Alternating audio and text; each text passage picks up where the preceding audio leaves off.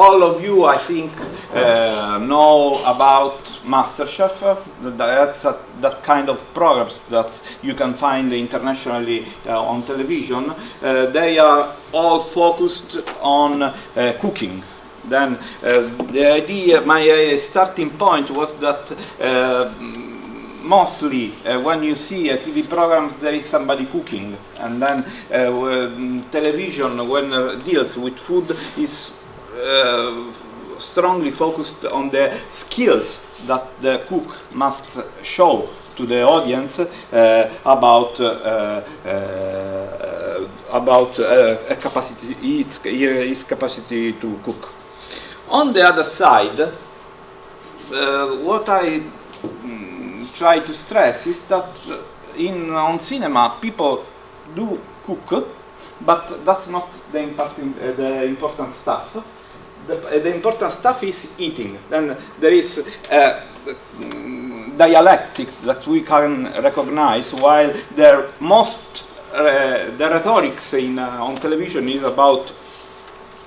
about cooking and showing the skills, the technical skills that everybody can own. On the other side, food is considered by cinema on its capacity to be a basic transformative act.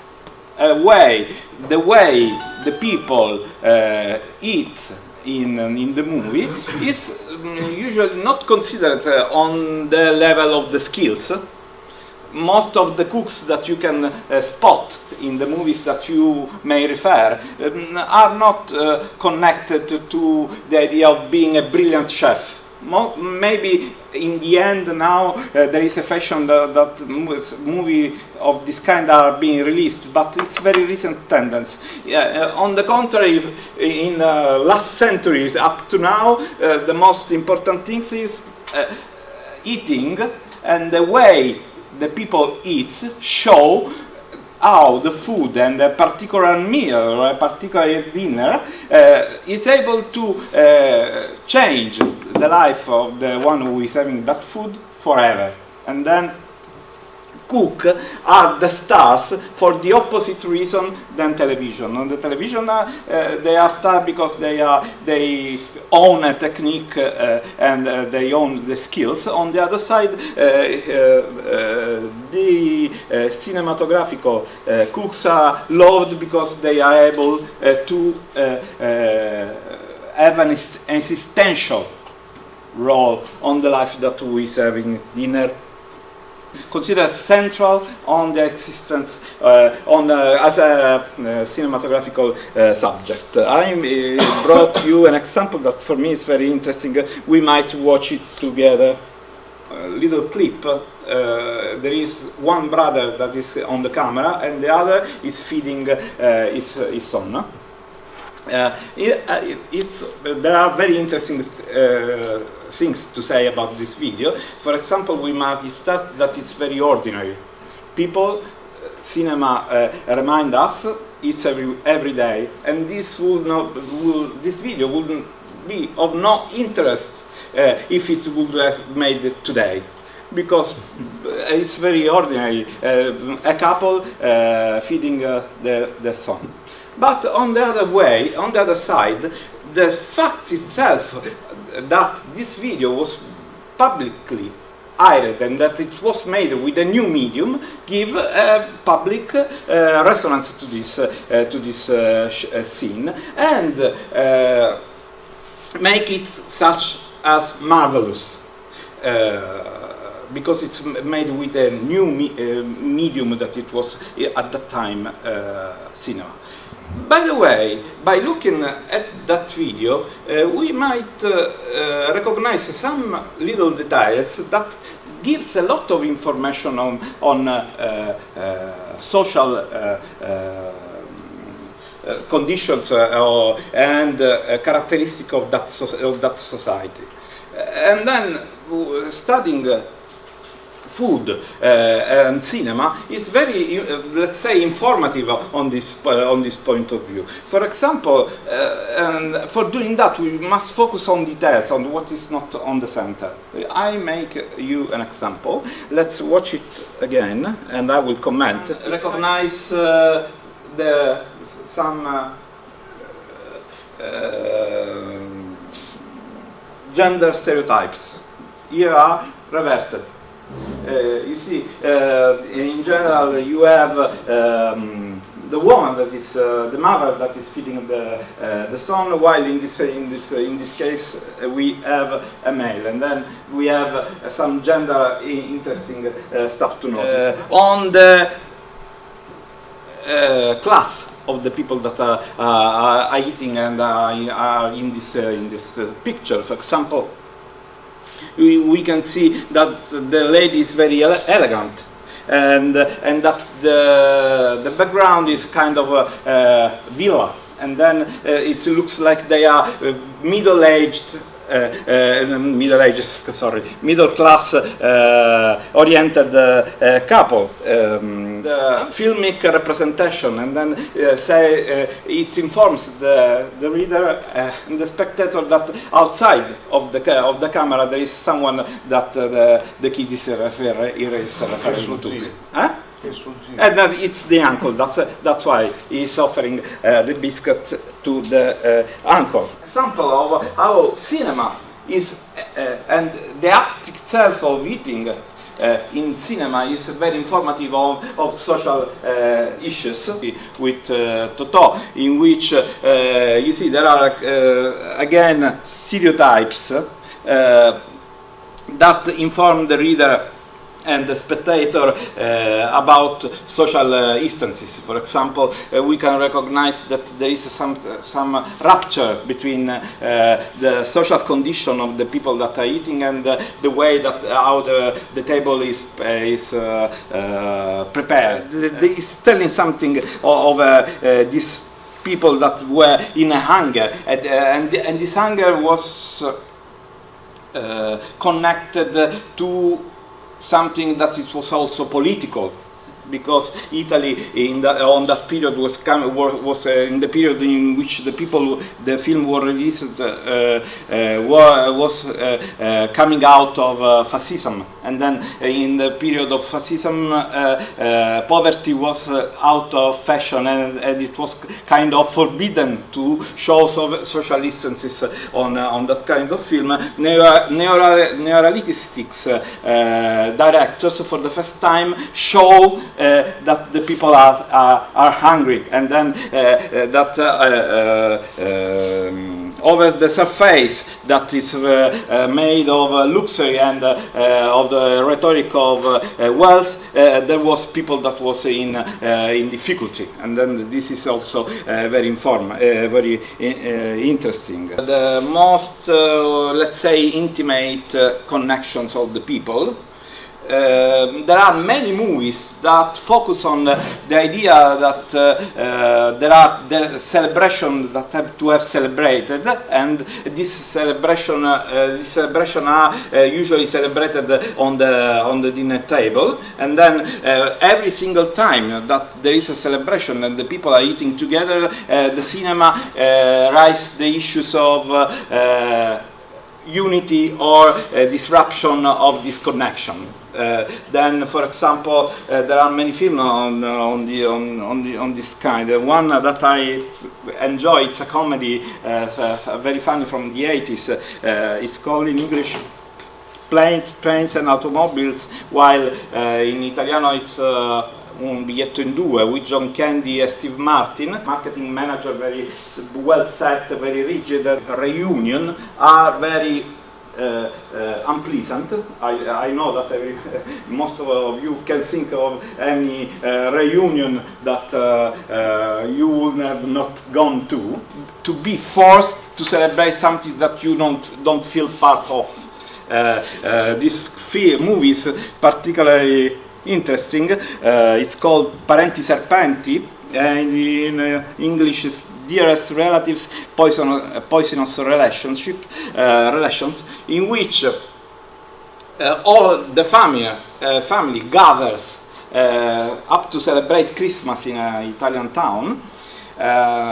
In the middle of the dinner, the grandfather and then the head of the family said that he doesn't feel to live alone anymore, and that he and his wife wants to go to live at one of the sons that are on the table. This is something very funny, because nobody wants to their father or mother to live with them, and opposition is so strong that all the son and the daughters organize themselves up to kill, that we are calling gastromania. There are a few movies, and there are more and more to be released, that focus on the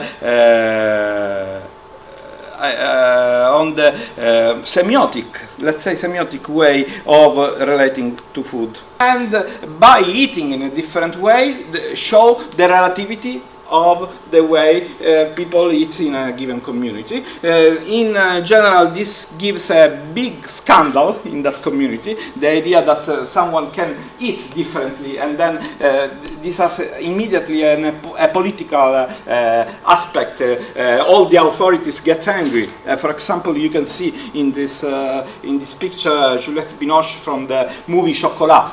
It's very famous. If you think to the movie Chocolat, this is exactly the point. She is coming from outside, and the way she uses chocolate in her daily life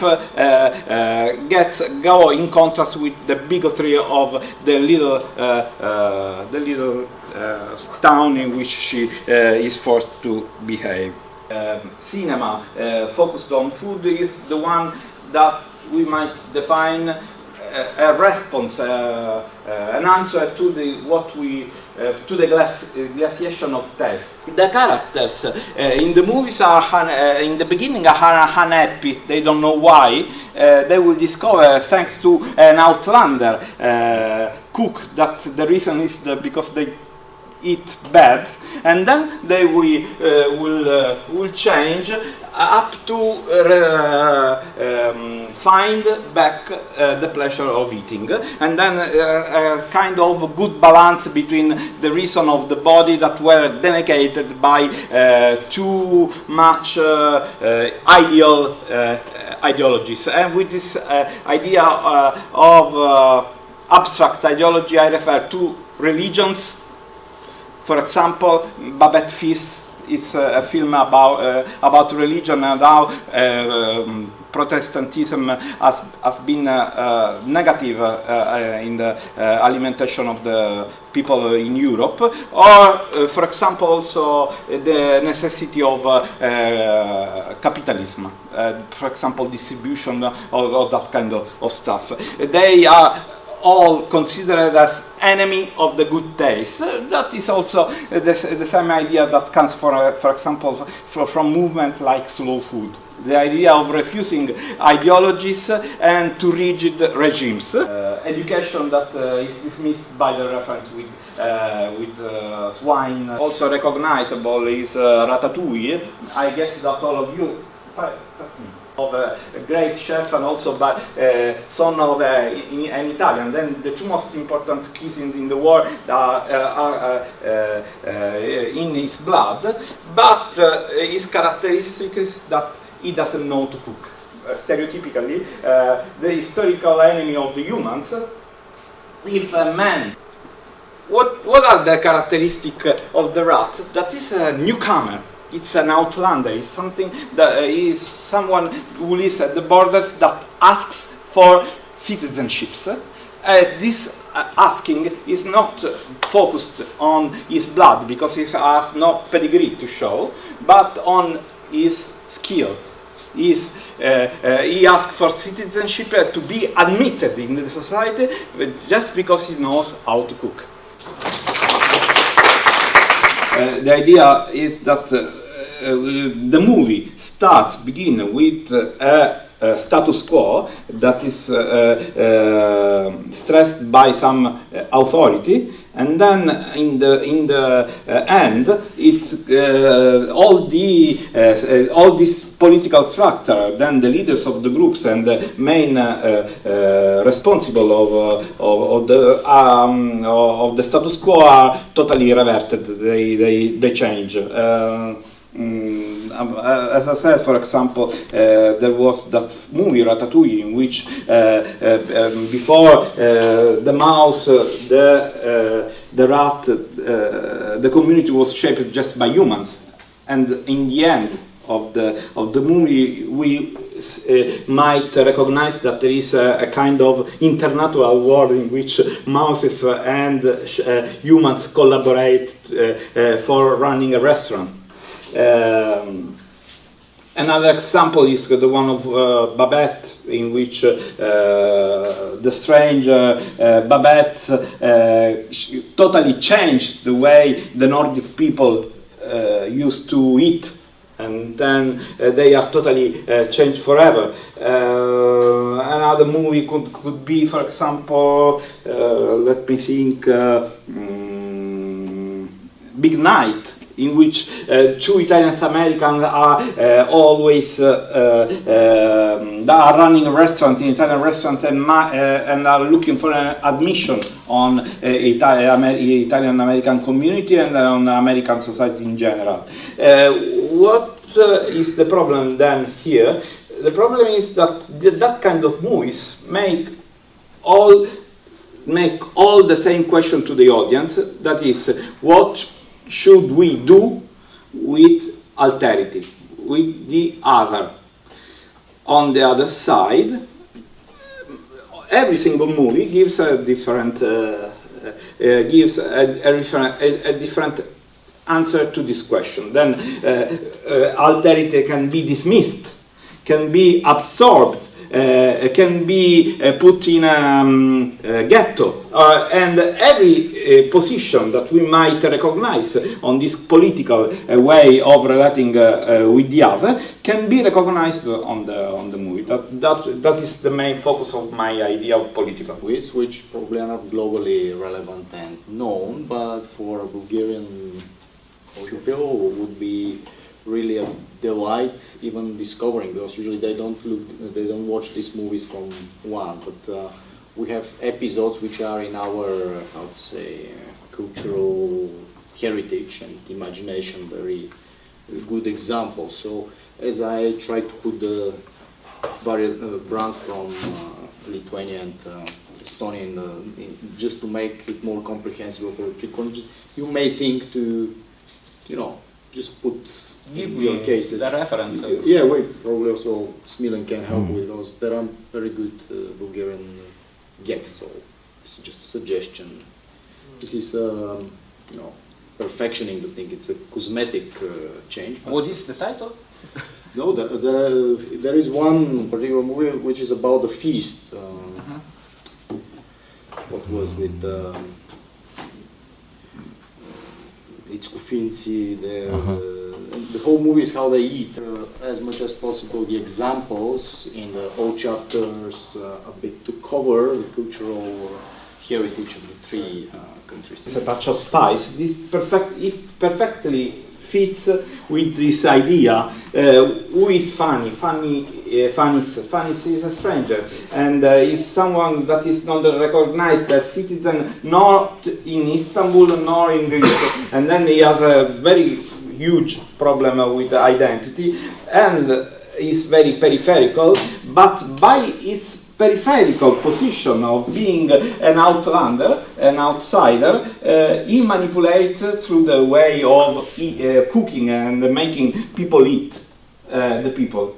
When I referred yesterday to kisamamut, that was an ingredient used by him to push people that he wasn't accepting at the house. Then by cooking you can manipulate the political form in which you are inserted. And fun is also a good example of